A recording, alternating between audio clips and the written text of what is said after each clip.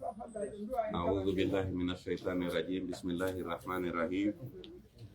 اللهم صل على محمد وعلى آل محمد كما صليت على إبراهيم وعلى آل إبراهيم وبارك على محمد وعلى آل محمد كما باركت على إبراهيم وعلى آل إبراهيم في العالمين إنك حميد مجيد. رب اشرح لي صدري ويسر لي أمري واحلل عقدة من لساني يفقهوا قولي. اللهم لا صعب إلا ما جعلته صعبا ولا سهلا إلا ما جعلته سهلا وأنت إن شئت يا رب العالمين لجعلت الصعب سهلا ونسألك اللهم أن تجعل كل صعب سهلا علينا برحمتك يا أرحم الراحمين إنك على كل شيء قدير. والمحسنات eben sangiɓe minan nisa'i ka rewɓe ɓen ɗon kadi no harmi a jombata jombaɗo. O musanat ɗo tafsir mum on nona musanat nona reeniɓe, nona musanat sangoriɓe dewgal jombaɓe. On fami nokku goto har kadi musanat on ko fanda ko rimɓe ɓen. Donc ko jumla ka musanat on ari ɗon yetotoma ko honɗum ɗo musanat on firi. O musanat ɗo ko sangoriɓe dewgal jombaɓe rewɓe ɓen ɗon kadi no harminana on jombugol. A ɓayɗon andi hurrimata harminama jombugol alayko meɗo moɗon ko on aya continue ha joni. Wal muhsanatu e ɓen jombaɓe minan nisa'i ka rewɓe ɓen kadi on no harmani on jombugol illa ma malakat siona ɓen ɓe jeeyi ɗon aymanukum ka ñaame mon ko on woni ɗo illa ɗo istisna ittintingol ɗo joni julɓe ɓen e hefreɓe ɓen haaɓi waɗi hare pirama julɓe ɓen fooli ɓe nangori rewɓe ɓe addori ka kam maɓɓe rewɓe jeeyaɓe kan hefreɓe ɓen hay si ɓen no jombano ka maɓɓe to ɗon goɗɗo goo no wawi jombude ɓen ɗon ga ko ɗum waɗi woni illa ma malakat siona ɓen ɓe jeeyi ɗon aymanukum ka ñaame mon. Kitaballahi ɗum ɗo ko ñawore Allah ni alaykum e dow moɗon wa uhilla lakum on daginanama non jombugol ma wara a dhalikum ɓen ɓe wona ɓeɓe jantana ɗon ɗo kala mo ananali fi mum ɗo gila kayinna hurrimat ɗon aray ɗa wawi jombude an tabtahu nde ɗaɓɓirton ɓe bi amwalikum jawle mon ɗe muhsinina wonon sangoriɓe dewgal ghayra musafihina harana on jinday ɓe waɗa zina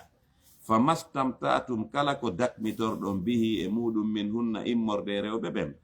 fa atu hunna jonne ɓe ujura hunna tengeji maɓɓe ɗin faridatan ɗum ko farilla wala junaha bakkatu fawaki alaykum e dow moɗon fima taradaytum bihi e konko yarlodirɗon e muɗum yo wonu tenge min ba'dil faridati ɓawo tottugol farilla on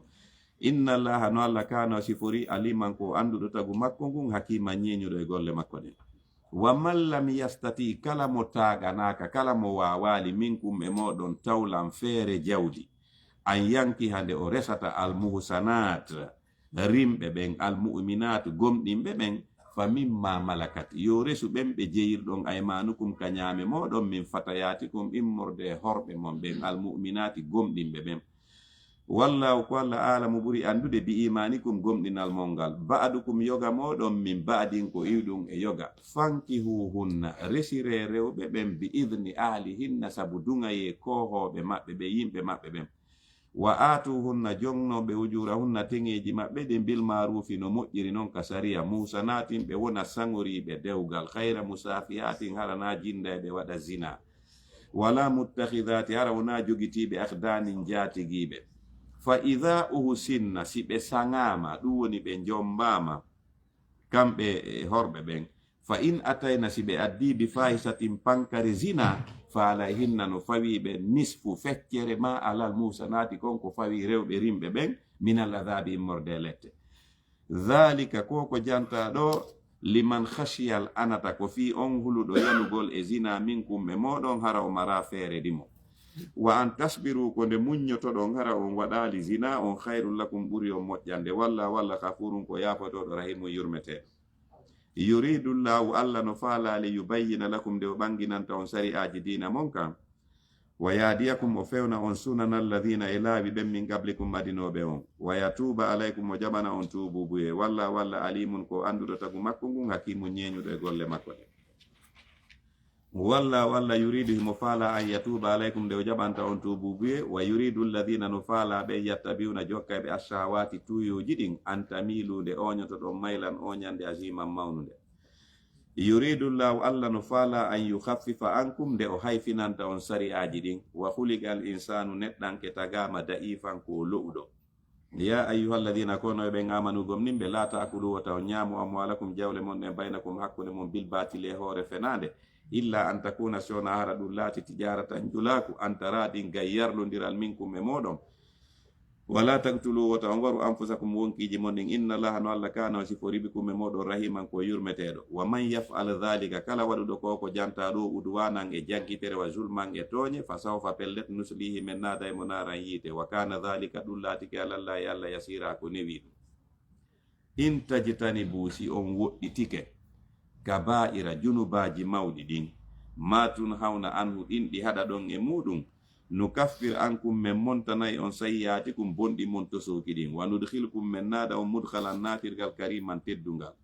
wala tatamannaw wota on yelo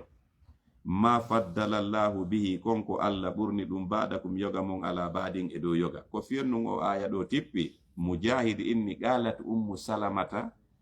ya rasulallahi yakhzu rijal wala nakhzu wa innama lana nisful miras nene ummu salamata inni nelaɗo ko worɓe ɓen yahata hare rewɓe ɓen yahata hare ɗum woni goo ɗiɗi on kadi ka dondi ka ronugol si goɗɗo maayi si ɓiɓɓe makko ɓen no ronudemo gorko on ko heɓata kon ko yeru ko rewɓe ɗiɗo heɓata c'est à dire debbo ko feccere heɓata si gorko heɓi 500 000 si debbo heɓi 500 000 jawdi ndin ko be maɓɓe acci kon no sendede si debbo heɓay 500 000 gorko on ko heɓu 1 million o inni ka dondi menen ko feccere fa nazalat allah tippiri ɗon ene laaɗo inni fa anzalallahu allah inni ɓe wala tatamannaw wota on yelo ma faddala llahu bihi konko allah ɓurni ɗum baɗakum yago mon ala badin e dow yoga lirrijali no wodani worɓe ɓen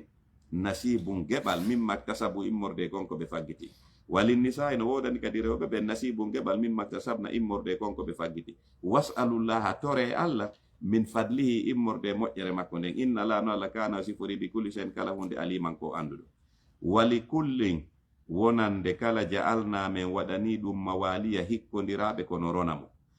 mimma taraka immorde konko acci ɗum alwalidani jibinɓe ɓen ɗiɗo walla grabuna e jomiraɓe ɓalodiral ɓen ka enɗan walladina e ɓen agadat ɓe fiɓi ɗum aymanukum wondoje mon ɗen fa atuhum jonneɓe nasibahum geɓal maɓɓe ngal inna allaha no allah kana o sifori ala kulli shay'in dow kala hunde shahida ko seeditiɗo arrijalu ko worɓe ɓen qawwamuna woni sembinaɓe ala nisa'i e dow rewɓe ɓen ko fi hon ɗum o aya ɗo kay tippi ruwiya anna sa'ad bun rabi wa kana naqiban min nugaba'il ansar ko wayneteɗo sa'ad bun rabi tawi noon o ko hoorejo e nderta kamɓe madina ɓe ko hoorejo gorol kadi nashajat alayhi imra'atuhu habibatu bintu zaid falatamaha ɓeygu makko on no inne habibatu bin zaid on townitanimo faalamo mantanade mawnintinanomo o banti debbo on ɓay o bantike mo fantalaga abuha ma'aha ila rasulillahi sallallahu alaihi wasallam debbo ngari yeti be mum modi makko bantike mo ɗum ko Sa'ad bun Rabi be makko ƴetti mo direct ɓe ari kane laaɗo ɓe dari be makko no jogitimo jungo ngon faqala be makko inni nelaaɗo afrastuhu karimati falatamaha oyni me nelaaɗo min mi ƴetti ɓiɗɗo am mo mi yiɗi mo tedduɗo e an hittuɗo e an mi okki o ko yo waɗu ɓeygu kanko o bantike mo ko honɗum innuɗa faqala annabiyu sallallahu alayhi wa sallama litaqtassa minhu nelaaɗo en oke joni darnu ɓiɗɗo ma on ɗon addu mo Sa'ad bun Rabi ɓe noddi mo ɓenni oke joni a faala yo yotto ka donc yo ɓiɗɗo ma on yotto ko oya bantimo ko nelaaɗo wi ɗum fa nazalat aya on tippi allah ini nelaaɗo arrijalu ko worɓe ɓen qawwamuna woni sembinaɓe ala nisa e dow rewɓe ɓen aya on tippi tum faqala sallallahu alaihi wasallam nelaaɗo inni aradna amra en faalama goɗɗum wa arada allahu amran allah kadi faala goɗɗum walladi arada allahu hayr koko allah faala kon noon ɓuri moƴƴude donc yahe o yoftotako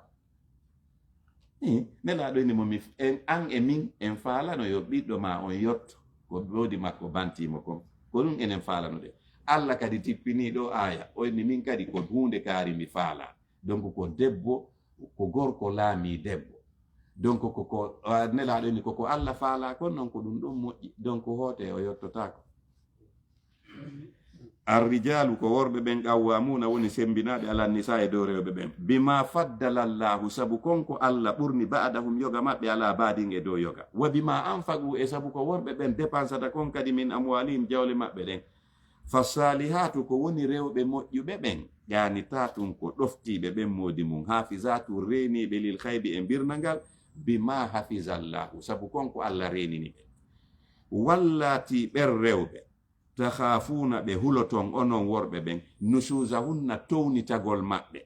faizuhunna waajeɓe si ɗum ɗon marsali ha joni ɓe townitani on wahjuruhunna taƴoɗon ɓe filmadaji ka lelorɓe si ɗum ɗon ha joni marsali ɓe tontani on wadribuhunna non piyonɓe fa in ata'anakum si ɓe ɗoftike on fala tabku haray wota on ɗaɓɓito alayhinna e dow maɓɓe sabila laawol waɗugol ɓe goɗɗum ko ɓe jokka ko haa ɓe ɗofto une fois ɓe ɗoftike lanni gon ɗon debbo ɗaɓɓira ɗoftagol mais tanke o ɗoftaki makko yon geru hani o ɗofto par ce que kon ɗo woni ko ɗaɓɓa kon e dewgal alqur'ana sa yi ulama u tafsir ɓe ni sa darino aya on ardi no Allah ini siɓe tanke siɓe mawnitinani ke on waɗe ɗum ɗo si ɗum ɗon marsali waɗon ɗum ɗo si ɗum ɗon marsali waɗon ɗum ɗo tun o inni fa in ata'anakum kono si ɓe ɗoftike on si on yehi ha ɓe ɗoftike fala tabhu wota on ɗaɓɓito alayhinna e dow maɓɓe sabilan laawol hande kadi waɗugol ɓe goɗɗum go aray ko ɗum ɗon ko ɗaɓɓa kon heɓike inna allaha no Allah kana si fori aliyan ko towɗo kabiran mawnuɗo wa in khiftum si on huli onon waliyuɓe rewɓe ɓen e worɓe ɓen shiqaqa lurral baynihima hakkude maɓɓe kamɓe jombindirɓe ɓen ɗiɗo fab'asu immine hakaman ñawowo nunɗuɗo min ahalihi immorde ka ɓeygure gorko on ka yimɓe gorko on wa hakaman e ñawowo nunɗuɗo min ahaliya immorde ka yimɓe debbo on ɓen ɗon ɗiɗo fotta fi moƴƴintigol hakkude maɓɓe in yurida si ɓe ɗiɗo no faala islaham moƴƴingol yuwaffiqillahu baynahuma Allah hawrindinay ɓe sawaba moƴƴa inna allaha no Allah kana si fori aliman ko anduɗo khabiran humpitiɗo wa abudullaha wotindide Allah rewonmo wala tushriku bi wata on kafidumo shay'an ay e hunde wa bil walidayni jibimɓe on ɓen ɗiɗo isana moƴƴo non e maɓɓe wa bidhil qurba e jomiraɓe ɓandiral enɗam moɗon wal yatama e alyatimaɓe ɓen wal masakine miskinɓe ɓen wal jari dhil qurba e kawtal jomɓaɗodiral enɗam wal jaril junubi e kawtal janano was sahibi bil jambi e wondiɗɗo e wayasi wabni sabil e seteɓe ɓen wa ma malakata e ɓen ɓe jirɗon aymanukum ka ñaami moɗon ɓeɗo fo hiɗon duwaɓe jogitorde no moƴƴiri inna allaha no Allah la yuhibbu yiɗa man kana kala laatiɗo muhtalan mawnintiniɗo fakhuran mantotoɗo alladhina ɓen yabkhaluna wuddayɓe wa ya'muruna annasa ɓe yamira kadi yimɓe ɓen bil bukhli nguddan wa yaktumuna ɓe suuɗa ma atahumullahu konko Allah hokkiɓe min fadlihi immorde ka moƴƴere makko wa atadna men kambirani lil kafirina fi hefreɓe ɓen adhaban lette muhinan hoynayɗe walladina ɓen yunfiquna sakkotoɓe amwalahum jawle maɓɓe ɗen ri'a annasi fi hollitagol e yimɓe ɓen wala yu'minuna hara ɓe gomɗinta billahi Allah wala bil yawmil akhir na ñalande sakkitine nden wa man yakuni shaytanu kala mo shaytane latani lahu fi muɗum qarina wondiɗɗo fa sa'a on boni qarina wondiɗɗo wa madha alayhim ko nun defatonoɓe law amanu si tawno ɓe gomɗinno billahi Allah wal yawmil akhir e ñalande sakkitine nden wa anfaqu ɓe dépense mimma razaqahumullahu immorde konko Allah arsiki ɓe wa kana Allah joma sifori bihim e maɓɓe aliman ko anduɗo golle maɓɓe ɗen inna allaha no Allah la yaslimu o toñata mithqala zarrati yeru abbere zarra wa in taku si golle ɗen laatike hasanatan moƴƴude yudaifa o sowidirayɗe wa yuti o okka min ladunni immorde ka makko ajiran joddi asiman mawnudi fa kayfa ko honno alhaali ɓe on wayi royta kamɓe heferɓe ɓen ida ji'ina si min addoyi min kulli ummatin immorde kala mofte bi shahidin seydi totoɗo wa ji'ina bika min adde annelaɗo ala haula e dow ɗe mofte ma ɗo kadi shahidan seydi totoɗo yawma idin nden ñande yawaddu yelato alladina ɓen kafaru yeddunoɓe wa asawu rasula ɓe lundi nelaɗo on law tusawwa bihimul ardu si tawno ɓe fondidirte e leydi ndin wala yaktumuna allaha ɓe wawata suudugol Allah hadisan yewtere ya ayyuha alladina kono ɓen amanu gomninɓe la taqrabu salata wota on ɓatto julde nden wa antum marawnon sukara ko on suluɓe hatta ta'lamu ha ando ma taquluna konko wonɗon wowlude ko fiyon non o aya ɗo tippi oɗo aya ko tippi ko fi Abdurrahman bun Auf sana'ata aman fada'ana wa sagana min al-khamri fa akhazati al-khamru minna wa hadarati salatu faqaddamuni fagaratu qul ya ayyuhal kafirun. Okay, Tirmizi fi Ali karramallahu wajhahu ko sayyidina Ali woni wonde joni non ko Abdurrahman bun Auf defi nyameteji ka makko kanko sahabajo marɗo jawdi moƴƴani Abdurrahman bun Auf o inviti ɗimmoɓe makko ɓe fo sahabaɓe ɓe servi ɓe nyameteji ɗin ɓe nyami hari beere harminaka ɗum ko qabla tahrimil khamri ko adi beere harmineɗe o waddani ɓe kadi beere ɓe yari ha ɓe suli wagutu fewndi ɓe yinni yo goɗɗo feƴƴo julna ɓe o jangi qul ya ayyuhal kafirun o itti laaji ɗin sa itti noon la on haray firo ngo wayli tiki woni opposite ko sa inni si tawi ko inɗa la a abudu min mi rewata donc sa wattali la o wayli tun a abudu ko a inni min mi reway o jangiri noon kafiruna on ha o landi e hoore waɗa la on. Allah noon inni ɓe joni si ɗon suuli awata on par ce que ko seeɗa beere nden harminira ga fiyon nu par ce que hari ɓe wowti beere argol tuyna nde wotere ɓe acci to ɓe waweta o harminiri noon tadrijiyan seeɗa ka ara noon taw ayi fewndo feƴƴuɗe nga ɓen Allah inni ɓe ara ɓe lando ma fi beere innuɓe beere no mari nafa no mari lorra kono ko lorra kam ɓuri nafa kam ɗum woni goo o naalɓe no harmi ɗo kadi ɓay ɓe yari beere waɓutu fewnduki ɓe juuli tawi marsali no ɓe jangirno ɗon onni oke joni si ɗon suuli taw on juul acce ha iwa ko sulu ɗon ko après noon en aroya yeeso ka ware ɗum onni oke innamal khamru wal maisiru wal ansab wal aslam rijisu min amali shaytan fajitani bo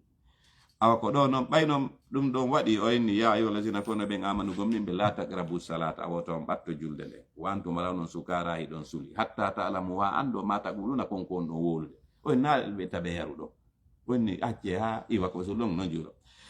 en aroya noon yeeso wala junuban o inni wota on ɓatto kadi julde nden haray ɗon wonde janaba on lootaki illa abiri sabil si wona hara ko setejo hatta tahtasilu ha looto ɗon wa in kuntum si on laatike marda nawnuɓe aw ala safarin mayi ɗon e hoore seteyagal aw jaa ama ari ahadum minkum goɗɗo e mon minal hayito iwrika hurgo o yiɗu hara soɓe on aw la mastumu nisa ma on rendi e rewɓe mon ɓen falam tajidi on heɓali ma an ndiyam fata yammamu tame sa'idan e liɗi tayiban laaɓudi famsahu maskon bi wujuhikum geece mon e waydikum e juuɗe mon ɗen inna allaha no Allah kano sifori afuwan ko yafotoɗo kafuran hafrowo zunub. Alam tara yatinali ha wiɗa ilal ladina faade ɓen utu okkaɓe nasiban geɓal minal kitabi immorde deftere tawreta nden ɗum ko ahbarul yahudi ceernoɓe ɓen ka maɓɓe jomiraɓe gande ɓen yastaruna hiɓe suɓo addalalata majjere nden wa yuriduna eɓe faale anta dillude onon kadi julɓe ɓe majjoton asabila laawol ngol wallahu ko Allah alamu ɓuri andude bi adaikum ayɓe mon ɓen wa kafa billahi Allah yoni waliyan giɗo wa kafa billahi Allah yoni nasiran ballo minal ladina no jeeya e ɓen ha dow alyahudankoɓe yuharrifuna alkalima ɓemɓe no wayla konngol ngol amma waadihi gay lelorɗe maggol wa yaquluna ɓenna samina men nani konngol ngol wasayna kono men yeddi yamirore ma nde wasma a heɗo men hayra musma in wona noon a heɗotoɗo wara ina punno men layyanka oñugol bi alsinatim ɗen e maɓɓe ɗen wata anan e fi yuɓugol fiddini dina kam walaw annahum si tawno kamɓe gaalu ɓenu no samina men nani konngol ngol watana men ɗoftika yamirore nden wasma heɗo men wanzurna tinu men lakana ɗum laatoto no hayran lahum moƴƴere wonande ɓe wa aqwama ko ɗum ɓurno fewde walakin kono noon la'anahumullah walla huɗiɓe bi kufrim saabu keferu maɓɓe ngum fala yuminuna ɓe gomɗinta illa galilan siona seeɗa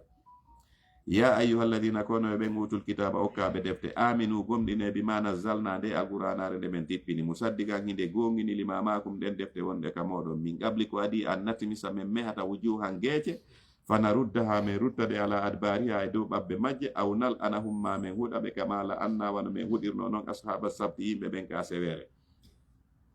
wa kana latike amrullahi fiyake Allah o mafula ko huwete ɗum inna allaha no Allah la yahfiru o yaafota ko an yushraka bihi nde o sirkante wa yahfiru mo yaafo noon ma duna dhalika konko hewta shirk liman yasha wonande on mo faala yaafade wa man yushrik billahi kala sirkanɗo Allah faga diftara gomɗi haray o fefindike ithman junubu aziman mawnuɗo alam tara yatinali ha wiɗa ila alladina faade men yuzakkuna laɓɓinayɓe anfusahum monkiji mum ɗin balsi ko woni gonga on Allah ko Allah yuzakki laɓɓinta man yasha on mo faala laɓɓinde wala yuslamuna ɓe toñetake fatila yeru tuɗɗel tamaro unzur ndari taskoɗa kayfa ko no yaftaruna ɓe woni fefindorde alallahi ɓe fawa yalla alkadiba fenane nden wa kafa bihi ɗum ɗon tuyyoni ithman bakkatu mubinan ɓanguɗo alam tara yatinali hawiɗa ila alladina faade ɓe ngutu okkaɓe nasiban keɓal min alkitabi morde ka deftere yuminuna hiɓe gomɗina bil jibti sanamuji ɗin ko no o jibti ɗo ɗen ko Ka'ab bunil Ashraf ɓe wona wolaneɗe ɗo fimu Ka'ab bunil Ashraf ko hoorejo ka Quraysh mais tawi mo añinelaɗo ha joni noon ko kanko innitira kanko tigi sanamuji ɗin yuminuna hiɓe gomɗina bil jibti Ka'ab bunil Ashraf abunil Ashraf wattahut e sanamuji maɓɓe ɗin wa yaquluna ɓenna kadi ɓe wiyana lillazina ɓen kafaru yedduɓe ha ulai ko ɓe yedduɓe ɗo ahada ɓuri fewde min allazina e ɗiɗi ɓen amanu gomɗin minelaɗo sabila lawol ulaika alladina ko ɓe woni ɓen la'anahumullahu allah huɗiɓe wa man yal'anillahu kala mo allah huɗi falan tajida lahu a heɓanta on nasiran ballo am lahum kanu wodani ɓe nasibum geɓal minal mulki immorde laamu gon fa idan si ɗum waɗuno la yu'tuna nnasa ɓe okkortano yimɓe ɓen naƙira yeru gurel tamaro am yahsuduna nnasa kaɓe hasoto yimɓe ɓen alama atahumullahu e dow konko allah okkiɓe min fadlihi immorde ka moƴƴere makko fagada atayna gom ɗi min okki ala ibrahima ɓeygori annabi ibrahima nden alkitaba defte wal hikmata e ñeñƴal sariya wa ataynahum min okkiɓe mulkal laamu aziman mawnugu fa minhum no woodi e maɓɓe man amana bihi on gomɗinayɗo alqur'ana wa minhum no woodi e maɓɓe man sadda anhu on ɗuriɗo alqur'ana wa kafa bi jahannama yoni sa'iran dulbayge inna alladina no ɓen kafaru yedduɓe bi ayatina ayaji amen ɗen sawfa ko pellet nuslihim men naada e ɓe naran yiite kullama nadijat tuma kala sumi ɓendi juluduhum guri ɓalli maɓɓe ɗin baddalnahum men lontinana ɓe juludan guri ɓalligo hayraha hara wona ɗi sumuɗiɗa ɗen liyazugul azaba fiyo ɓe meeɗu lette ɗen guril ɓandu ma ndun si goɗɗo ɓuccima a anday fi won ɗum si ko ɓuuɓi memima anday si ko wuli memima anday par ce que substance no ka gurum ngo guril ɗo ko ɗum waɗata yiɗa anda si ngil guril ɗo iwi few mo ɓuccima andata ndaru kala parti ka sumuɗa e ɓandu ma ndun hara ɗon no sumi moƴƴa ɗum ona sa ɓucci ɗon andata par ce que guril ngil iwi ko substance wonɗo on ka guril waɗata anda si ko ɓuuɓi ma ko wuli memima si goɗɗo ɓuccima joni noon si ɓe sumi ka yiite ha guril ngil fof lanni ɗumannade aray hande kadi musendi yiite ngel alaɓe memude wano fewndo guril ngil on ɗon ko ɗum allah indi o renouvela guril ngil o adda guril goo kadi fiyoɓe meeɗu musendi letta ɗen kullama nadijat tuma kala sumi ɓendi juluduhum guri ɓalli maɓɓe ɗin baddalnahum men lontinana ɓe juludan guri ɓalli goo hayraha hara wona ɗi sumuɗiɗa muki liyazugul azaba fiyoɓe meeɗu musendi letta ɗen inna allaha no allah kana sifori azizan tedduɗo e laamu hakima ñeñuɗo e kuuɗe walladina ɓen amanu gomɗinɓe wa amilu salihati ɓe golli golleji moƴƴi sanudkhiluhum men naada e ɓe jannatin e aljannaji tajiri harano ila min tatiya e limaji al anharu caldi khalidina kodiraɓe lutinede fiha nder ton abada po ma lahum haranodani ɓe fiha nder ton azwajum sonnaɓe mutahharatun laɓɓinaɓe fi lordu wa nudkhiluhum men naada ɓe zillan e ɗowɗi zalila dumiɗi inna allaha no allah ya'murukum o yamiri on an tu'addul amanati nde junnitoton kalifuji ɗin ila aliha faade yimɓe majji on nde tottoton hoolareji ɗin ila aliha faade yimɓe majji on wa idha hakamtum son falama kadi ñawude bayna nasi hakkuneɓe men an tahkumu yo ñawir bil adli no nonɗiri ko fiyonnun o aya ɗo tippani oɗo kadi aya ruwiya anna rasulallahi sallallahu alayhi wa sallam lamma dakhala makkata yawmal fathi akhlaga usman bun talha babal kaaba wa sa'ada satha wa aba an yadfa al miftaha li rasulillahi sallallahu alayhi wa sallam ñande fatuhu makka ɓayne laaɗo naati makka o inneteɗo usman bun talha tawi ko kanko jogi saabi suudu kaaba ɗum o ari o soki suudu ndun o inni o sali o junnata nelaɗo saabije ɗe nelaɗo naata juula darɗiɗi ka suudu kaaba wa qala law alimtu annahu rasulallahi lam amna'hu o inni mais si miɗo anduno o ko nelaɗo mi salantano ko mo junnugol mo saabi on o naata ka nder suudu kaaba falawa aliyu yadahu wa akhazahu minhu wa fataha babaha fa dakhala rasulullahi sallallahu alayhi wa sallama wa salla rak'atayn sayyidina ali ari nangimo kanko usman bun talha ɓoyli jungo ngon jaɓiti saabije ɗen ari udditi nelaɗo naati juuli darɗe ɗiɗi yalti ɓay nelaɗo yalti falamma kharaja amara aliyan an yarudda almiftaha ila usman bun talha wa ya'tazira ilayhi. Nelaɗo yalti inni ali junnitumo saabije ɗen inna kadi yo accane ko waɗuɗa kon ko ɓoylɗa kon jungo makko ngo. Faqala lahu usman inni azaita wa akrata summa jita tataraffaq. Faqala laqad anzala allahu fi sha'nika qur'anan inna allaha ya'murukum an tu'addu al-amanati ila aliha wa gara alayhi al-aya fa aslama usman. Tawi o enteɗo usman bun tala kanko ɗum no diwimo ɓay ko kanko inni o sali o junnata nelaɗo udditantamo. Oya joni ari ƴetti saabije ɗen par la force udditani nelaɗo yalta inna junnitumo saabije ɗen inna kadi o accane. O inni ko ɗum ɗo ngal ɗi nelaɗo ene ɗandi ko kami dari ɗo ni joni Allah tippini aya e an wondema kalifuji ɗin yo junnite yimɓe majji on. O inni kadi ɗon ɗen awa kanko o silmi ɗon e ɗon kanko Usman bun Talha o yiri nelaɗo justice nunɗugol o silmi tun. Faqala an-nabiyyu sallallahu alaihi wasallam khuzuha ya bani Talha khalidatan talidatan la ya'khudha minkum illa zalimu. O inni fami mon on onon bani Talha onon fami o ko onon jogitoto ɗe saabije ha nyande dargal ngal dari hay goto jaɓitataɗe jungo mon sina lanɗo toñowo. Woni inna allaha no Allah ya'murukum o yamiri on an tu'addul amanati le jullitoton ko hoolareji ɗin ila ahliha faade yimɓe majji on. Wa idha hakamtum son faalama kadi ñawde bayna nasi hakkunde yimɓe ɓen antakumunde ñawirton bil adli nunɗal. Inna allaha no Allah ni imma moƴƴi ya'izukum bihi koko woni on wajorde. Inna allaha no Allah kano sifori samiyan ko nano konguɗi jeyaɓe makko ɓen basiran sutiɗo golle maɓɓe ɗen. Ya ayyuhalladhina kono ɓen amanu gomnimɓe atiullaha ɗofte Allah wa atiu rasula ɗofto ɗon nelaɗo on wa ulil amri minkum e jomiraɓe yamirore nden hakkude moɗon ɗum woni yesoɓe mon ɓen. Fa in tanazatum si on poɗodiri fi shay'in e goɗɗum farudduhu yirtite ñawore mun nden ilallah e faade ka defte Allah wa rasule ka sunna nelaɗo in kuntum solladige tuminuna e ɗon gomnini billahi Allah wal yawmil akhir e ñalande sakkitine nen zalika ko ɗum khairum ɓuri moƴƴude wa asanu ko ɗum ɓuri laɓede tawilan firo.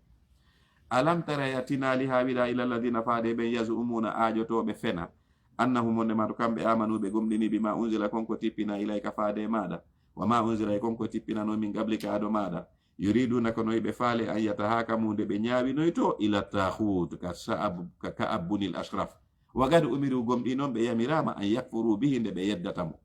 Wa yuridu shaytane no faala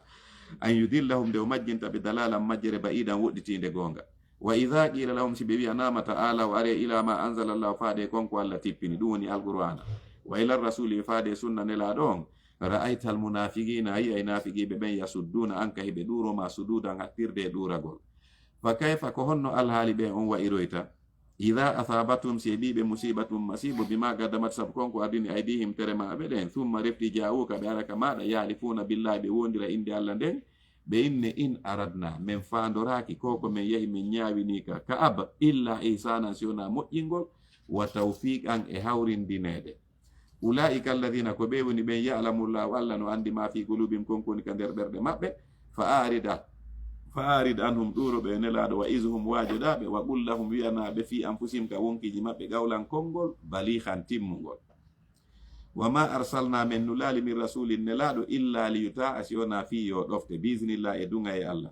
Walaw annahum si tawno kamɓe izalamu tumande ɓe toñuno anfusahum wonkiji maɓɓe ɗin ja'uka ɓe arno ka maɗa e nelaɗo fastaghfarullaha ɓe insinani Allah wastaghfara lahumur rasulu insinani ɓe nelaɗo on la wajadullaha ɓe tawayno Allah tawwaban jaɓo tubuɓe rahima yurmeteɗo tubuɗo. Fala wa rabbika mi wondiri jeyɗoma on yo nelaɗo la yu'minuna ɓe gomɗinta hatta yuhakkimuka ha ɓe ñawinoka maɗa fima shajara e konko jilɓi baynahum hakkude maɓɓe summa refti kadi la yajidu hara ɓe heɓata fi anfusihim ka wonkiji maɓɓe harajam ittende mimma gadayta immorde konko ñawanɗaɓe wa yusallimu ɓe jebbilo tasliman hattirde jebbilagol. Walaw anna si tawno menen katabna men farluno alayhim e dow maɓɓe aniktulu ware anfusakum wonkiji mon ɗin a wikruju ma yalte min diyarikum ka galleji moɗon ma faaluhu ɓe huwatano ɗum illa galilum sona seeɗa ɓeɗi minnuɓe maɓɓe. Walaw annahum si tawno kamɓe fa'alu ɓe huwuno ma yu'azuna bihi koko ɓe wona wajorede la kana ɗum latotono hayra lahum moƴƴere wonande ɓe wa ashadda ko ɗum ɓurayno tiɗugol tasbitan tabintingol imanu maɓɓe on. wa idan si ɗum waɗuno on tuma la ataynahum men okkaynoɓe min ladunna immorde ka men ajiran jodde ajiman mawnude wala hadaynahum men fewnaynoɓe siratan e lawol mustaqiman foccingol wa man yuti illaha kala ɗoftiɗo allah war rasula e nelaɗo on fa ulaika ɓe sifaɓe ɗi sifaji moƴƴi ɗo ma alladina ɓe wondoya e ɓen anɗamallaho ɓe allah nemini alayhim e dow muɗum min annabiyina immorde annabaɓe ɓen wa siddiqina e gonguɓe ɓen wa shuhada e yamɓe shahidi ɓen wa salihina e moƴƴuɓe ɓen wa hasuna ulaika ɓe ɗo moƴƴi rafiqa wondiɓɓe dhalika ɗum ɗo alfadlu ko ɓural min allah iwrugal ka allah wa kafa billahi allah yoni aliman anduɗo ya ayyuha alladina kono ɓen amanu gomɗinɓe hudu jogite hidrakum rentare mon nden famfiru yalte waɗon hare subatin hara ko on sertuɓe a winfiru ma yalto yahon ka hare jami'an hara ko on moɓiɓe wa inna minkum no woodi noon e moɗon laman la yubatti anna ommono ama yahugol ka hare fa in asabatkum hara si heɓi on onon yahuɓe ɓen musibatum masibo folede gala on tigi inna gad an amallahu alayya batti min allah moƴƴike an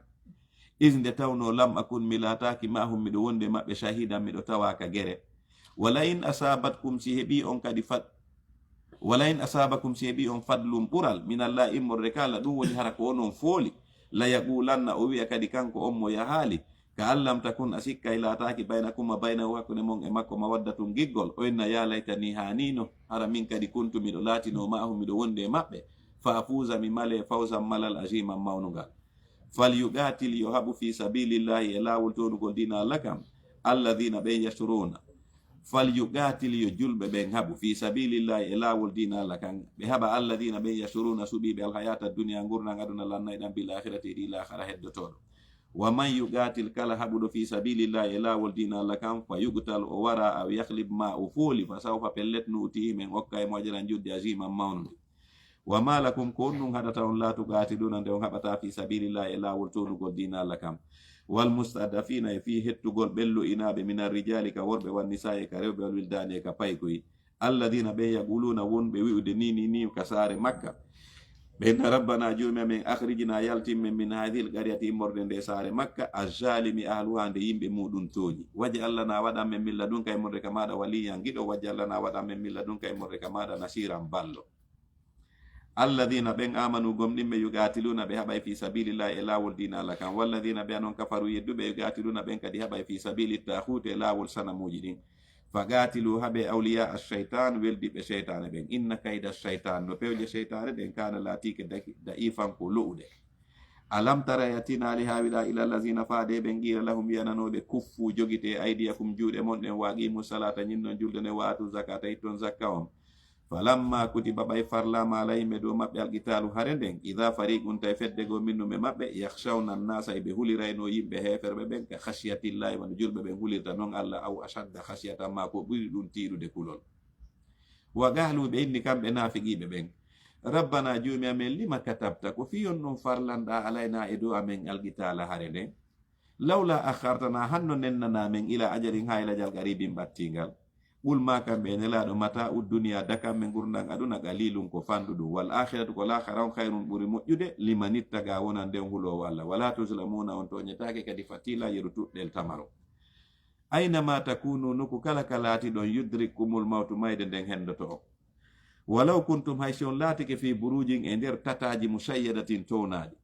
wa en tusibum si ɓiɓe hasanatum moƴƴere yaqulu ɓenna hadihi ɗum ɗo min indillahi ko immorde ka allah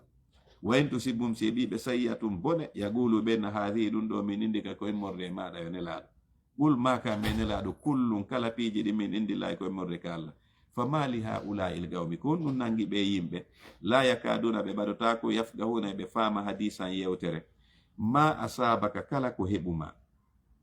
min hasanatin immorde e moƴƴere fa min allahi ka allah ɗum iwri wa ma asabaka kala ko heɓuma min sayyatin immorde bone fa min nafsika ko immorde wonkimakin wa arsalnaka men nulima yo annabijo linnasi fi yimɓe ɓen rasulan ko a nelaɗo wa kafa billahi allah no yoni shahidan seeditiɗo wonnema an ko a nulaɗo man yuti ir rasula kala ɗoftiɗo nelaɗo on fagad ata allah gomɗi o ɗoftiki allah wa man tawalla kala ɗuriɗo fama arsalnaka haray men nelaɗima yo annabijo alayme dow maɓɓe hafisan jokkugol ɓe renaɓe wa yaquluna nafiqiɓe ɓen no wi'ude ta'atum men ɗoftike ma fa idha barazu si ɓe yalti min indika ɓe iwi ka maɗa ene laaɗo bayyata suuɗo fewja taifatum fedde minnuɓe maɓɓe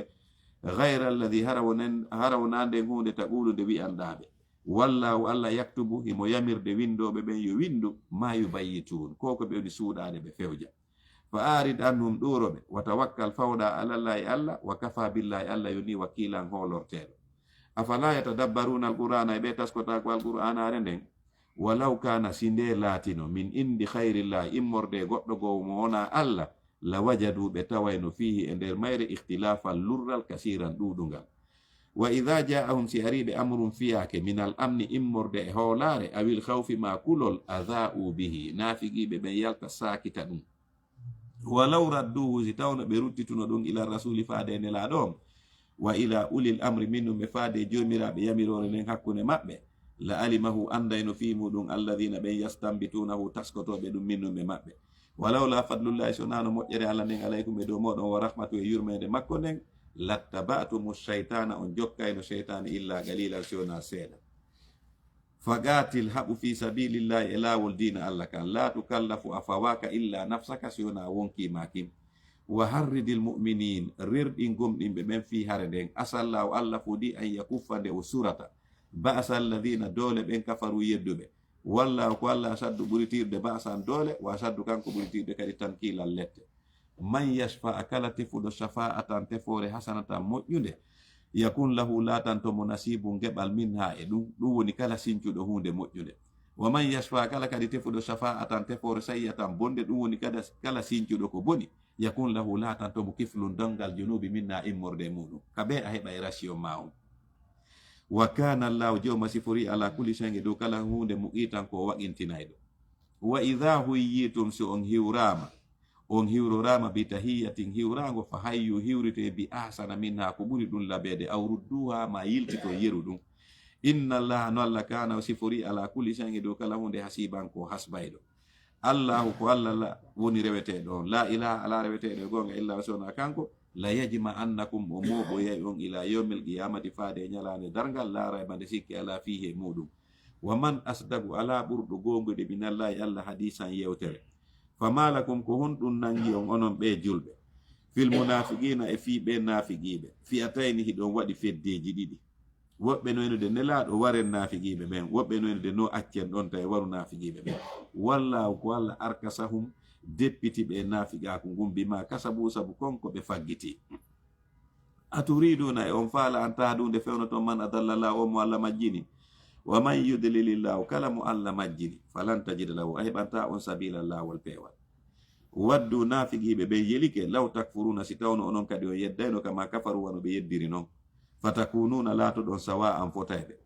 fala tattakhizu wata on jogito minnuɓe maɓɓe awliya weldiɓɓe hatta yuhajiru ha ɓe fera fi sabilillah e lawol dina allah kan fa in tawallaw si ɓe ɗurike fakhuzuhum nangeɓe waqtuluhum haɓonɓe haythu wajadtumuhum noko kala ka tawɗon ɓe wala tattakhizu wata on jogito minnuɓe e maɓɓe waliyan giɗo wala nasiran wona ballo illa alladhina sona ɓe yasiluna tokkotoɓe ila qawmin faade yimɓe baynakum wa baynahum ɓewni hakkude mon e muɗum misagum ahadi aw ja'ukum ma hara ɓe aru e moɗon hasirata hara no ɓitti sudurum ɓerɗe maɓɓe ɗen an yuqatilukum nde ɓe haɓata on aw yuqatiluma nde ɓe haɓata qawmahum yimɓe maɓɓe ɓen walaw sha allah si allah no falano la sallatahum o wurtayno ɓe alaykum e dow moɗon fala qatalukum ɓe haɓayno on fayni tasalukum si ɓe woɗɗitike on falam yuqatilukum ɓe haɓali on wa algaw ɓe werlike ilaykum faade e moɗon assalama jebbilare nden fama ja'ala allahu lakum haray allah waɗanali on onon kadi alayɓe dow maɓɓe sabila lawol haɓugolɓe satajiduna on taway akharina woɓɓe go yuriduna hiɓe faale an ya'manukum nde ɓe holnata on wa ya'manu ɓe holna kadi qawmahum yimɓe maɓɓe ɓe kullama ruddu tuma kala ɓe rutta ilal fitnati faade keferu ngun urkisu ɓe deppito fiha e maggu fa in lam ya'tazilukum si ɓen woɗɗitaki on wa yulɓu ɓe werli ilaykum faade moɗon assalama jebbilare wa yakuffu ɓe suri ɓe jogiti aydiyahum juuɗe maɓɓe ɗen gay haɓugol ɗon fakhuzuhum onon kadi nangeɓe waqtuluhum haɓonɓe haythu saqiftumuhum noko kala ka tawɗon ɓe wa ulaikum ɓe jantana ɗon ɗo fi muɗum ja'alna lakum min waɗani on alayhim ɓe dow haɓugol ɓe sultanan dalil mubinan ɓanguɗo wa ma kana hananali mu'minin gomɗinɗo an yaqtula nde warta mu'minan gomɗinɗo illa khata an siona hara koye kawral wa man qatala kala warɗo mu'minan gomɗinɗo hata an hara ko kawral fatahariru yorinɗin ragabatin dande mu'minatin gomɗinɗo wa diyatun o itta kadi diya musallamatun junneteɗo ila ali faade fami waraɗo on illa an yassaddaqu si wona hara fami waraɗo on ɓe innu kamɓe ɓe acci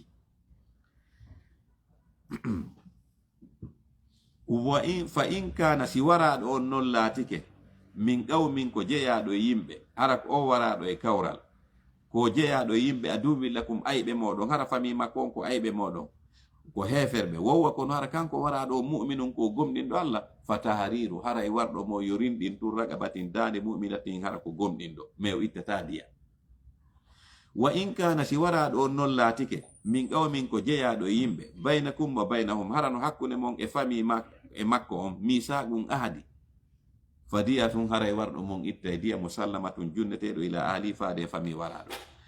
wa tahriru o rindina kadi ragabatin dande mu'minatin hara ko julɗo faman lam yajid on mo heɓali noon ko rindina fa siyamu yo horu saharayni lebbi ɗiɗi mutatabi'ayni jokkodirɗi tawbatan ko ɗum woni tubuɓe min Allah iwruɗo ka Allah fi ko wari kon wa kana Allah joma si fori aliman anduɗo tagu makko ngun hakima ñeñuɗo e golle makko ɗen wa man yaqtul kala warɗo mu'minan gomɗinɗo muta'ammidan hara ko o tewiɗo fa jaza'uhu joddi makko ni jahannamu ko jahannama khalidan ko heddotoɗo fiya nder to wa khadiba Allahu alayhi kadi Allah tikkanimo wala nawu o huɗimo wa adda law o kambiranimo azaban lette aziman mawnude ya ayyuhalladhina kono yo ɓen amanu gomninɓe idha darabtum si on wayasi fi sabilillahi e lawol ɓantugol dina Allah kan fatabayyanu ɓangine taw ko hombo woni julɗo e ko hombo woni na julɗo e ɓen ɓe wonɗon fottude wala taqulu wotan wi'an liman alqa kala werliɗo ilaykum faade moɗon assalama salminago lasta mu'minan an wona a julɗo nangon mo waron mo tabtakuna hara hiɗon ɗaɓɓa aradal hayati duniya jawdi gurdan aduna ɓayi on yiyetama si a wari keferon hara jawdi makko ni no daganima fa inna allahi ko ka Allah woni mahanimu jawli kunu kasiratun ɗuɗude kadhalika ko wanni kuntum latonoɗo min qablu ko adi famanna Allahu alaykum ko Allah moƴƴi e moɗon fatabayyanu awa ɓangine ko mboni julɗo e ko mboni wona julɗo inna allaha no Allah kana sifori bima ta'maluna kala ko wonnon e gollude khabiran himo humpiti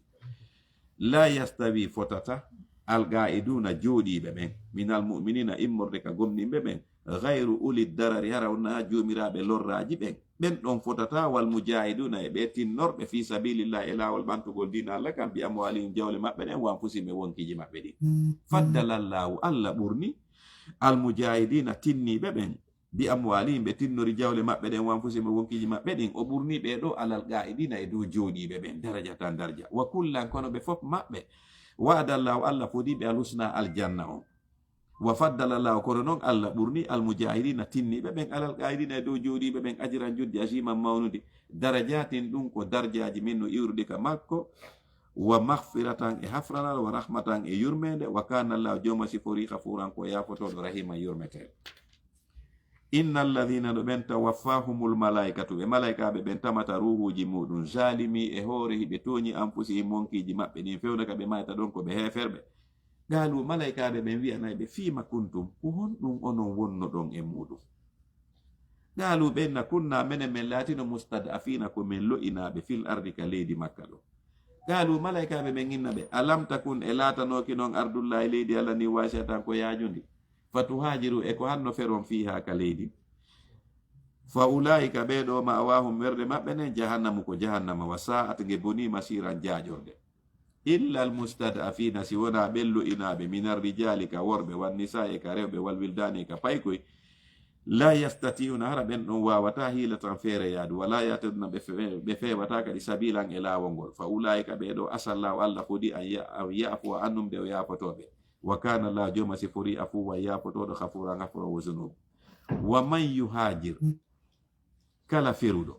fi sabilillahi e lawol ɓantugol dina Allah kan yajide o heɓoya e fil ardi ka leydi murahaman polgal kathiran hewgal wa satan e yajende arsike wa man yakhruji kala yaltuɗo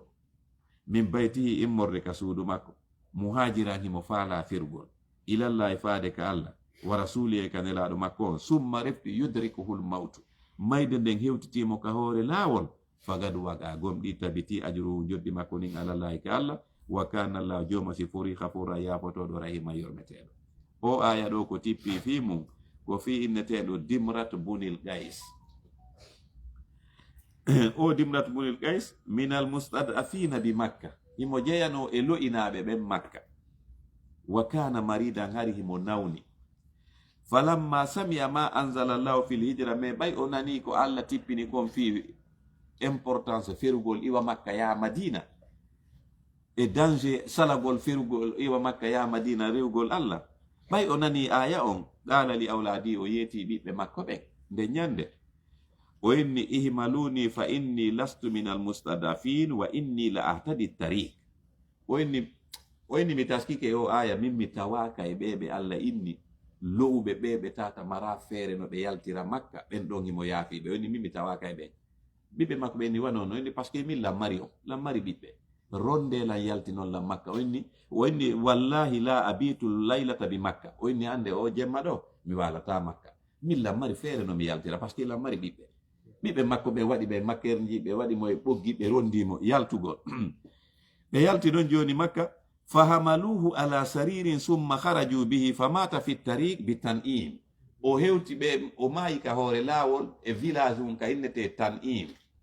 o maayi ɗon tum fa anzalallahu allah tippini aya on allah daali wa man yahruju kala yaltuɗo min baytihi ka suudu makko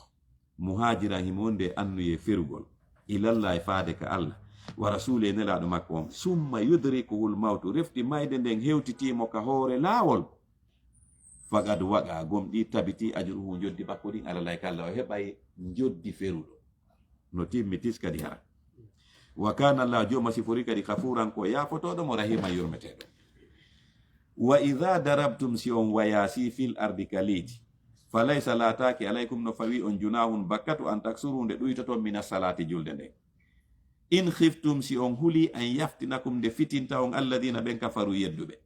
innal kafirina no hefreɓe ɓen kanu lakum ɓe latanike on aduwan ayɓe mubinan ɓanguɓe gaygi wa idha kunta si a laatike yo nelaɗo fihim hakkunde maɓɓe fa ƴamta lahum a ñinnaniɓe assalata julde nden falta ɗum yo daro ta'ifatum fedde minnuɓe maɓɓe maka wondude maɗa wal yahuzu yoɓe jogi to asliyatahum alaji maɓɓe ɗin fa idha sajadu si ɓen ɗon juulidi e maɗa falyakunu yoɓe wonto e min wara'ikum ɓawo mo waltati yo aru ta'ifatum fedde ukhra ndeya lam yusallu ɓeɓe juulano nanen fal yusallu ɓen ɗon kadi yuudude maka wondude maɗa wal yahuzu yoɓe jogi to kadi hisrahum rentare maɓɓe nden wo asliyatahum e alaji maɓɓe ɗin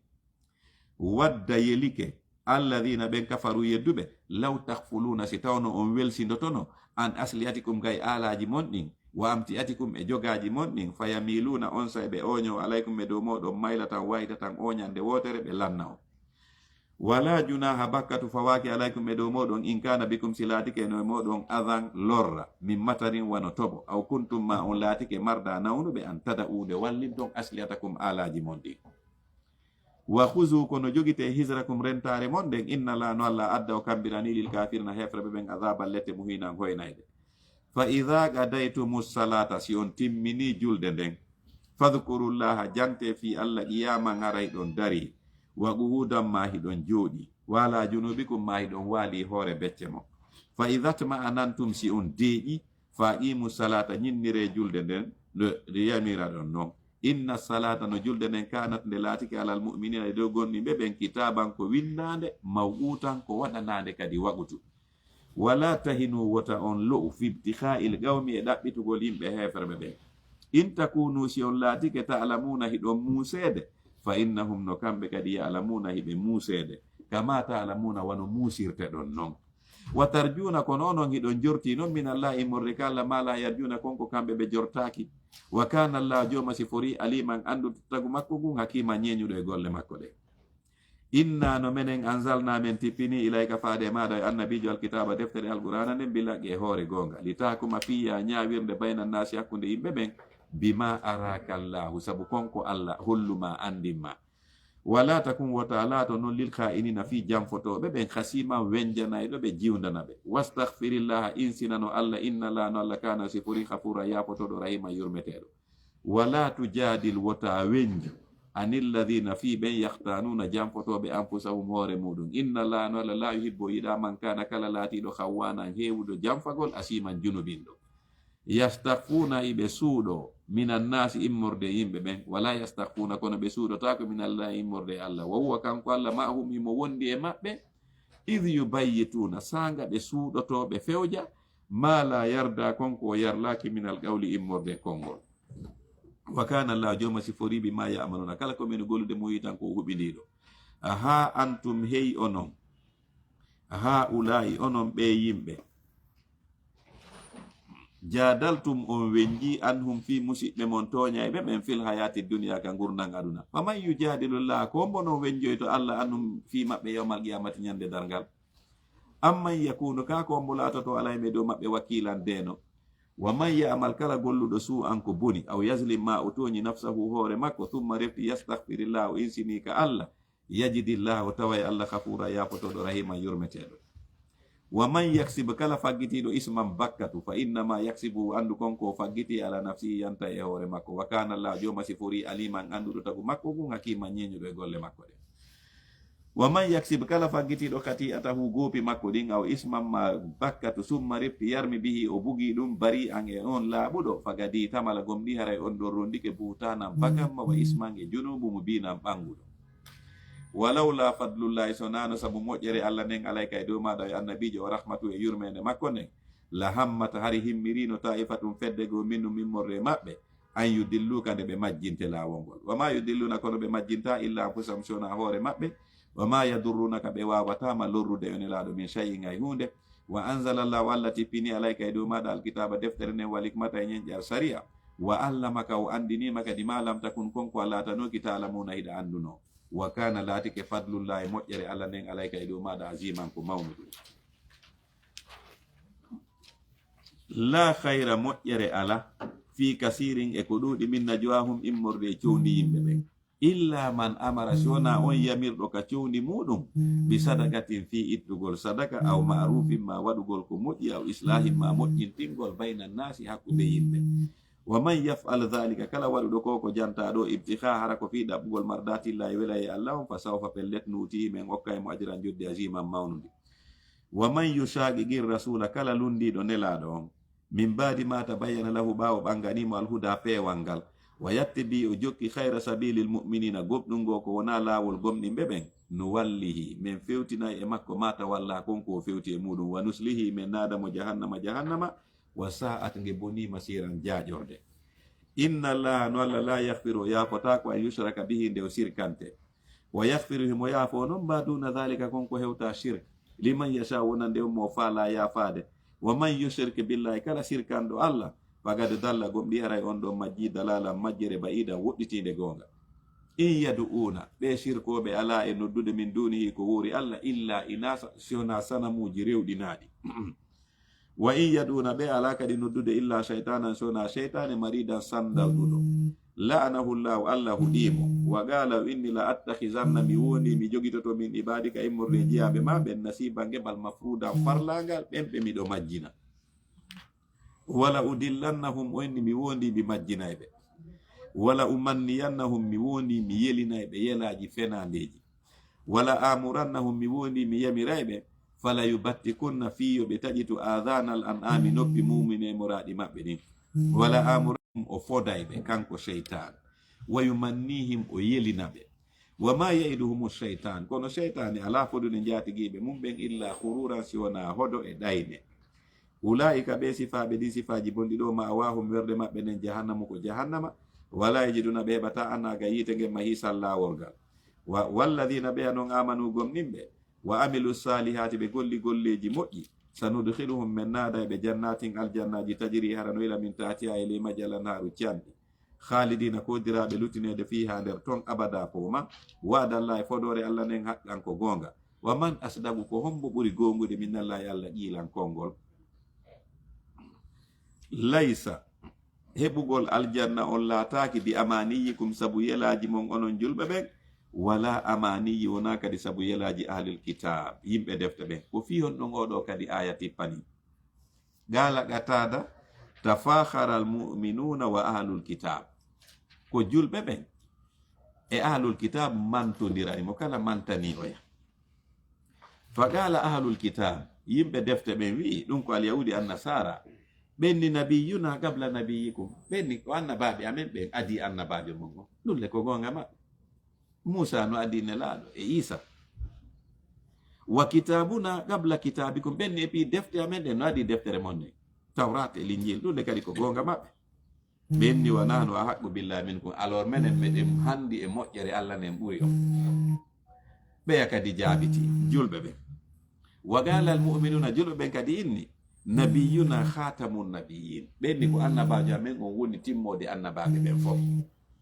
wa kitabuna yakdi ala sa'iril kutub ɓenni e fi deftere amen nden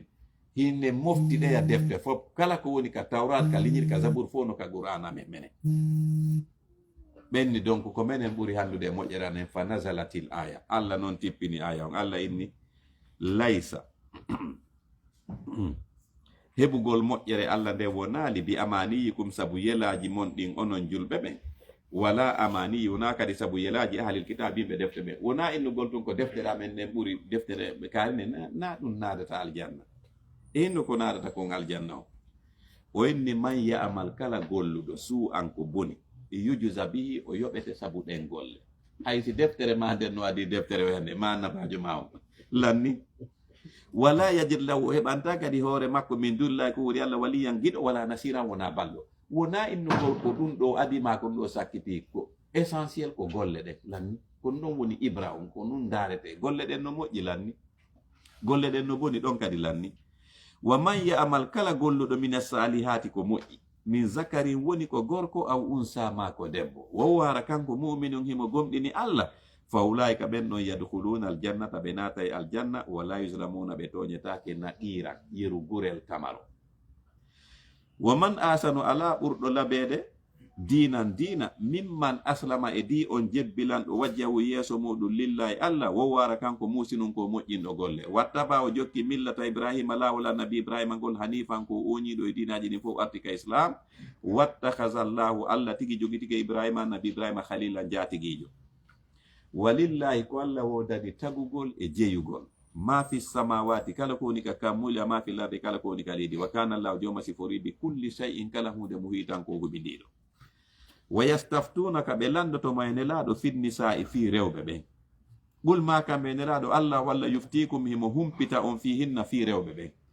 wa ma yutla e konko jangete fire alaykum e ɗo moɗon fil kitabi ka deftere fi yatama nisa'i fi alyatimaɓe rewɓe ɓen allati ɓen la tutuna hunna ɓe on junnata ma kutiba lahunna konko ɓe farlana e teŋeji wa tarkabuna hara noon kadi ɗon faale an tanki hunna nde resotonɓe wal mustad'afina e ɓello inaɓe minal wildani immorde ka pay koy wanta qumu e nde daranto ɗon lil yatama al yatimaɓe ɓen bil qistino nunɗiri wa ma tafalu kala ko golluɗon min khairin immorde moƴƴere fa inna la Allah kana sifori bi e muɗum aliman himo andi fi muɗum wa in imra'atun si tawi debbo khafat o huli min baaliha immorde e modibbo makko on nususan townitanagol mo aw iradan ma ɗuragol mo ɗaɓɓa goɗɗo go fala junaha haray bakkatu fawaki ala hima e dow maɓɓe kamɓe ɗiɗo an yusliha nde ɓe moƴƴinta baynahuma hakkude maɓɓe sulhan ɓe waɗa sulhu wa sulhu ko sulhu on khairum ɓuri moƴƴude cergal ngal wa udiratil anfusu waɗama e nder wonkiji ɗin a sukku ndereru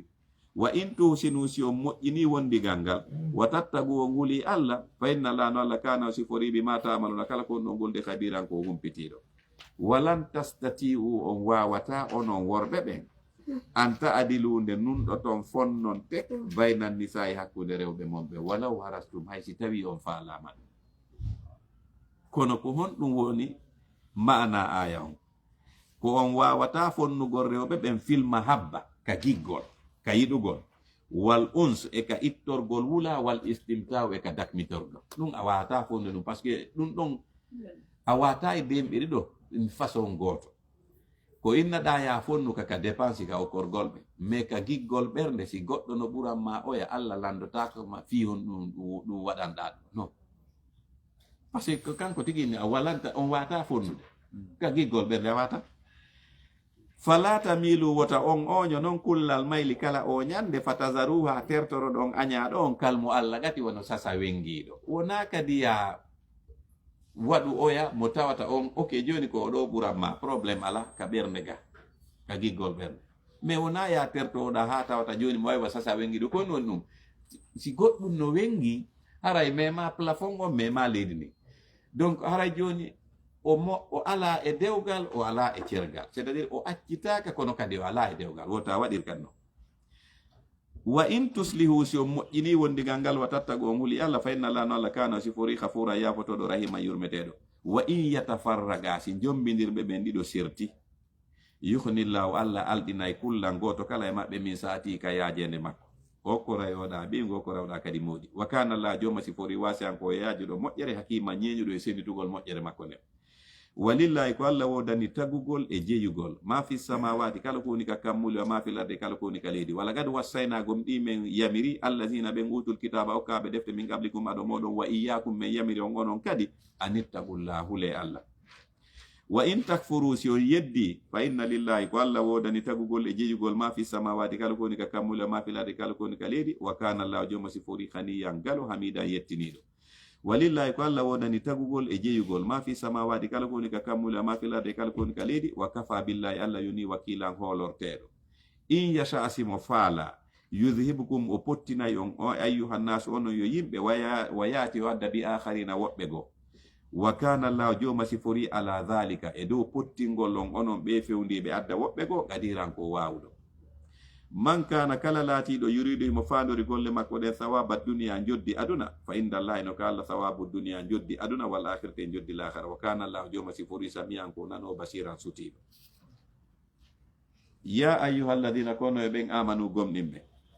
kunu laate qawwamina hewɓe daranagol bil qisti nun ɗangal suhada a seedorayɓe lillahi fi Allah walaw ala anfusikum haysi koye dow wonkiji mon ɗi wonɗon seeditagol. awil walidani ma jibinɓe on ɓen ɗiɗo awil walidayni ma jibinɓe on ɓen ɗiɗo wala agrabina jomiraɓe badodiral ɓen ka enɗa.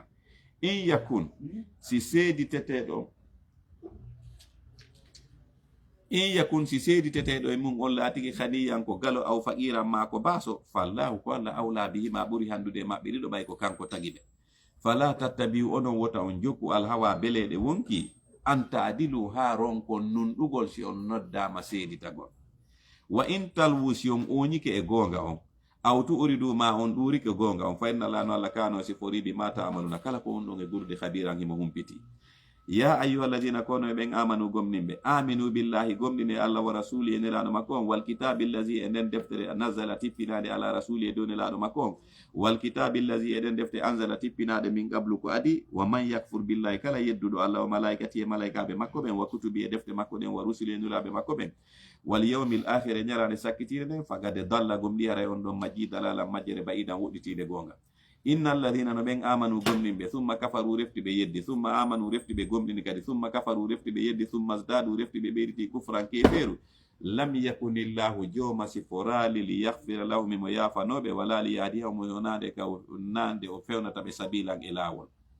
bashiril munafiqin humpitu nafiqiɓe ɓen bi anna lahum wonde man oɗan ɓe adaba leti aliman musuɓe. alladhina ko ɓe woni ɓen yattakhiduna jogitotoɓe alkafirina hefreɓe ɓen awliya a weldiɓe min dunil mu'minin ɓe acca ɗon weldugol e gomniɓe ɓen. a yabtakhuna e ɓe nafiqiɓe ɗaɓɓay woni indahum ka hefreɓe ɓen al izzata teddungal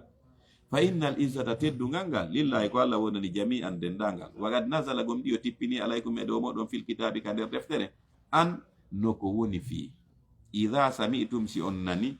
ayatillahi ayaji Allah ɗen yukfaru biha hiɗe yeddede wa yustahzau biha hiɗe jalkitede fala taqudu wota joɗudu ma'ahum wondude ɓen waɗa ɓe ɗum hatta yahudu ha ɓe natana fi hadisin e yewtere hayrihi harawna ɗum ɗon. innakum no onon idan on tuma si on joɗodi e maɓɓe hooreɓe jalkitude ayaji Allah ɗen misɗu mara o woni sifa maɓɓe. inna allaha no Allah non jami'ul munafiqin o hawtidira e nafiqiɓe ɓen wal kafirina yedduɓe ɓen fi jahannama ka nder jahannama jami'an ɓe dendangal. alladhina ɓen yatarabbasuna bikum habbitantoɓe on yilande jamanu fa in kana lakum silatanike on fatuhum polgal minallahi immorde ka Allah gaalu ɓe ara ɓe inna on alam nakum emen latanoki makum meɗen wondi e moɗon adde ko amen ko. wa in kana silatanike lil kafirina hefere ɓe nasibum geɓal siko ɓen ɗon fooli gaalu ɓe ara kadi ɓe inna ɓen ɗon alam nastahwiz alaykum emen heɓano feere moɗon men yaafi on waɗamnakum ko menen kadi woni on dandude minal mu'minina immorde gomniɓe ɓen adde ko amen ko. fallahu Allah yahkumu ñaawa e baynakum hakkunde mon onon e ɓe nafiqiɓe yawmal qiyamati ñande dargal. walan yaj'ala Allahu Allah waɗanta lil kafirina hefere ɓen alal mu'minina e dow gonɗiɓe ɓen sabilan lawol. innal munafiqina no nafiqiɓe ɓen yukhadi'una allahi ɓe jamfade dina allah kan wa huwa kono kanko allah khadi'uhum o yoɓay ɓe jamfa maɓɓe kan wa idha qamu si ɓe darike ila salati faade julde nden qamu ɓe daru kusala har ko amuɓe yura'una annasa ɓe hollito e yimɓe ɓen wala yazkuruna allaha ɓe jantotako fi allah illa qalilan sona seeɗani mudhabdhabina hiɓe ruttino kamɓe nafigiɓe ɓen bayna zalika hakkunde wondugol e julɓe ɓen e wondugol e heferɓe ɓen la ilaha ulai ɓe jeyaka ka julɓe ɓen wala ilaha ulai ɓe jeyaka kadi ka hefreɓe ɓen wa man yudlilillahu kala mo allah majjini falan tajida lahu heɓanta on noon sabila lawol peewal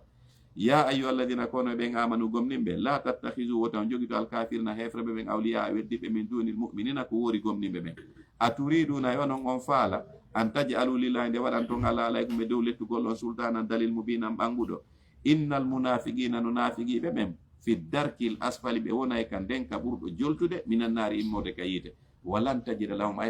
heɓanta kadi nafigiɓe ɓen nasiran ballo illa alladina sona ɓen tabu tuɓeɓe wa aslahu ɓe moƴƴini golle wa atasamu billahi ɓe jogiti dina allah kan wa akhlasu ɓe laɓɓini dinahum dina maɓɓe kan lillahi fi allah fa ulaika ɓen ɗo ma almuminina ɓe wondoya e gomɗinɓe ɓen wa sawfa pellet yutillahu allah okkay almuminina gomɗinɓe ɓen ajiran judde ajiman mawnude ma yafalu llahu bi adhabikum allah mara haaju e lettugol ɗon in shakartum si on yetti nemaji makko ni wa amantum on gomɗini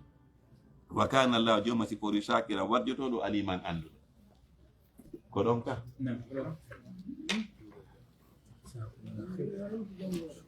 alaji ismaila du'a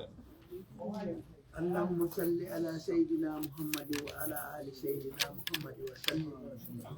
اللهم إنا نسألك الطيبات وفيك الخيرات والفتح